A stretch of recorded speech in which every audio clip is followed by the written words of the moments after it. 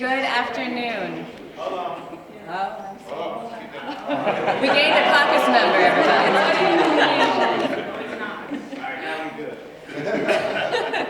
Thank you all so much for being here. As we reach the symbolic midpoint of the 100th General Assembly, House Democrats have been standing up for working families of this state and defending the will of Missouri voters. Our efforts to bring awareness to the surprise tax bills countless Missourians are being hit with under the Trump tax law changes count as a major accomplishment for the Democrats this session. Democrats pre-filed a bill to force the conversation. We've had continuous meetings to dig into this issue, push the Special Committee on Government Oversight to find the answers, and ultimately force the Department of Revenue to abandon its false cover story of a withholdings error. And as the Columbia Daily Tribune reported yesterday, we now know that the Parson administration was well aware of the looming tax bills last fall, even drafted a news release warning Missourians, but chose not to release it because it didn't want to talk about the issue that close to the elections. While raising awareness is important, we must provide Missourians relief from these surprise tax bills that many will find difficulty in paying. Although we had hoped to have a bill by now, there's still time to get it to the governor's desk before the April 15th tax deadline if the majority party chooses to move it. Democrats held strong in our work to defend local control of our public schools by opposing charter school expansion legislation that seeks to strip local communities of the power to decide what's best for their students. While we're winning this fight so far, we know it's not over, and the issue most certainly will come back whenever we return. From standing up for the vulnerable citizens of Missouri in the budget process, to opposing efforts to repeal or weaken voter-approved laws, to increase the minimum wage and improve government transparency, House Democrats can be proud of our work so far this session and will continue to fight for our constituents in the coming weeks. With that, we'll take questions. Speaker Carr said that the universities are 95% on the way there on the Title IX bill. Does that mean that the Democratic caucus is also almost there? Well, that's the first I've heard that universities are 95% of the way there.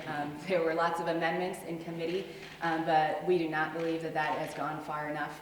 I can personally say that I think that that bill is terrible for the citizens of Missouri and will make it very difficult for folks to want to come forward. The chilling effect of this bill is astronomical, not to mention the very obvious kind of crossover issues with lobbyists, folks who are working on this. The media has done a great job of bringing attention to that. We're still digging in to find out exactly, where all of that dark money crossover is, but it's something that I am definitely not for moving forward. So are there any specific things that still need to be changed in your mind? If we want to get into specifics, I'd like to turn it over to Representative Kendrick because he's been working really hard on that bill. Yeah, I'm happy to jump in. This is one of the most bizarre things I've ever seen in my life. A disciplinary process that happens internally at colleges across the state that is a campus safety issue is all of a sudden has, 20 plus lobbyists hired? I've never seen this happen. You see this happen when business interests go at war with each other. All of a sudden there are 20 plus lobbyists hired in this building to silence victims of sexual assault? My God, what year is this? Sorry, that's very personal for me. Sorry. There are, to get back to your question, there are still major errors in the bill, still major problematic things. I think every employer in the state of Missouri should be concerned that the Republican Party, the Republican supermajority here in Missouri, is going to come to them next and tell them they can't fire a private or one of their employees without having the potential to appeal to an administrative hearing commission. It's very much what it's telling them. There are very real possibilities where a Title IX complaint is brought by a student against a staff member, and then what happens when that appeal goes up to an administrative hearing commission? That staff member hires the best defense attorney that they can buy, and the student can't afford it. And then that staff member wins the appeal. Does that person automatically get their job back? Yeah, I would assume so, right? This is ludicrous, and I appreciate the media's coverage of it. I hope you continue doing that. Colleges and universities around the state are going to provide, I assume, information in the near future on how many people have been expelled from the state of Missouri on Title IX violations over the last few years. The University of Missouri in Columbia has said that they have expelled 0 people in the last 2 years. Think about how many students across the state are expelled every single year for plagiarism, for academic misconduct, for disciplinary things, other behavioral things on campus. I guarantee it's probably hundreds of students across the state each and every year are expelled for those reasons. Sometimes those are kangaroo courts. I sat on one of those student judiciary committees in college, and I was determining at points, should a student be expelled from college? Should I have been? I don't know. That is not how Title IX works. I guarantee you that is not how Title IX works. This is crazy. Thank you. I'm Kip, sorry. while you're up, Yeah. are you confident the state's going to meet its revenue projections for this No, year?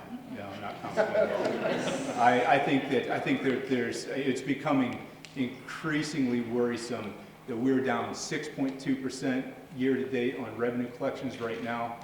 Refunds are down, but income collection, personal income collection is not rising at the rate it should be.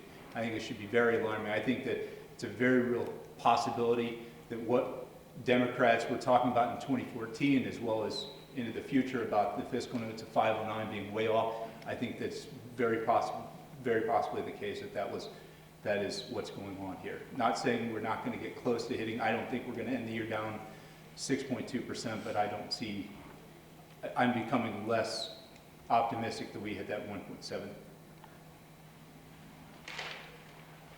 Leader Quaid, you were in the committee yesterday, the Oversight Committee, and Yes. Chairman Ross, your Republican colleague, he became visibly frustrated, saying that the Department of Revenue Director did not turn over the documents that he had requested. He's called him back for a fourth time. Your reaction to what was said and your reaction to the director's testimony yesterday? I sometimes reluctantly agree to agree with Representative Ross here, but I agree with him in this. I personally have had numerous meetings with the director and his staff in my office, as well as in these committee hearings. I've gone to every one of them. And multiple times from the very beginning, we have asked for specific things and have not received them, or we were told one thing and then told something different in the next meeting. It's been a lot of inconsistencies in what the communication has been with the department. So I share Representative Ross's concerns. I was in the committee hearing where he asked for those documents, which I had previously asked for months in advance, and the director told me he couldn't give them to me.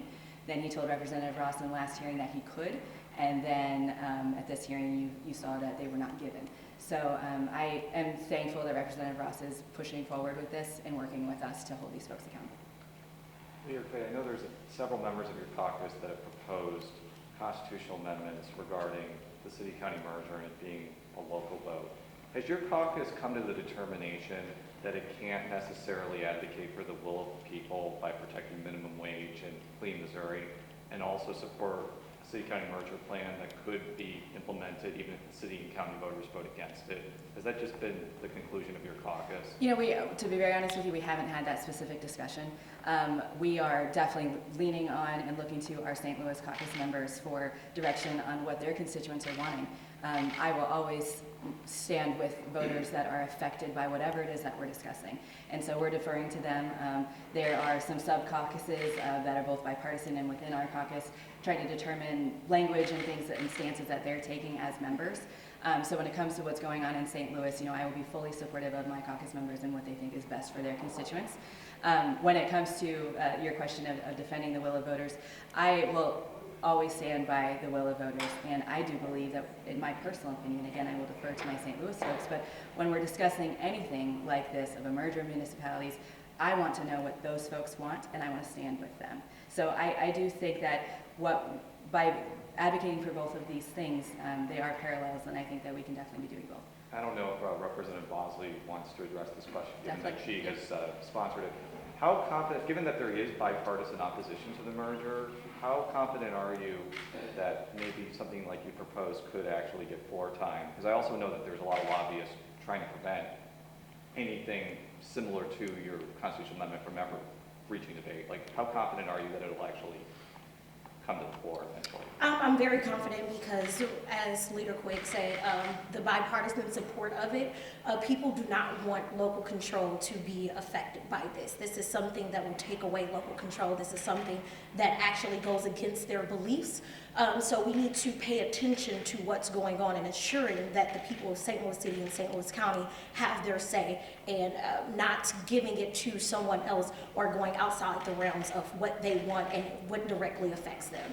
So I'm very confident that this will get to the floor, hopefully, but I have the utmost confidence in our House. So, Thank you. no, thank you. Additional questions? Okay. Thank you all so much. Have a good break.